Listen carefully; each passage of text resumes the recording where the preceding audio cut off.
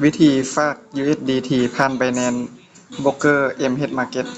หลังจากที่เราล็อกอินเข้าสู่หน้าต่างโบรกเกอร์แล้วให้เราเลือกคำว่าฝากเงินหลังจากนั้นเลือกบัญชีที่เราจะฝากก็คือ MT5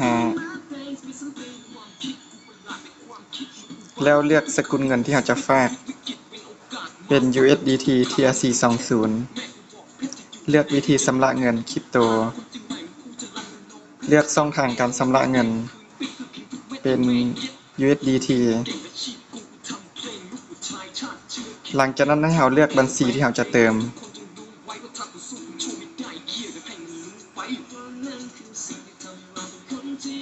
แล้วใส่จำนวนที่เราจะฝากยกตัวอย่างว่า$100หลังจากนั้นให้เรากดยืนยัน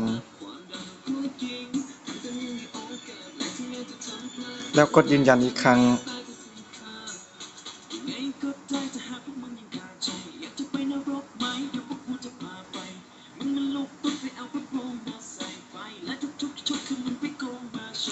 กดยอมรับหลังจากนั้นให้เราคัดลอกเอาเลขกระเป๋าของโบรกเกอร์หรือว่าใครสะดวกก็สามารถสแกน QR Code ของโบรกเกอร์ได้หลังจากนั้นให้เราเข้าไป Binance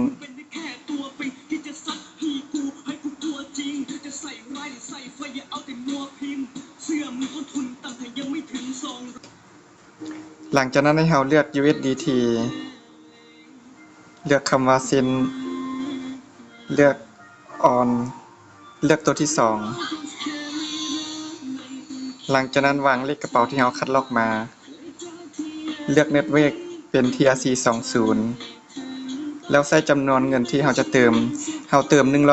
$100แต่ว่าบัดเวลาเราโอนออกจาก Binance เราจะโอนเป็น100กับ1เหรียญเพราะว่าจะมีค่าธรรมเนียม Network TRC20 $1ทุกครั้งหลังจากนั้นกด Withdraw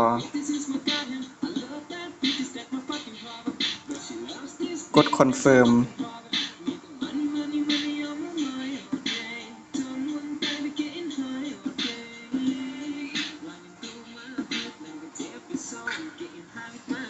หลังจากนั้นกด View History แล้วเลือกเอารายการที่เราเติม$100แล้วให้เราคัดลอกเอาเลขใบบินที่เราโอนก็คือตัวนี้ TXID หลังจากนั้นกลับไปโบกที่เราเติมวางเลข ID ที่เราคัดลอกมาแล้วกด I have ก็คือฉันได้โอนแล้วหลังจากเรากด I have แล้วก็รอเงินเข้าบัญชีเทศ3-5 นาที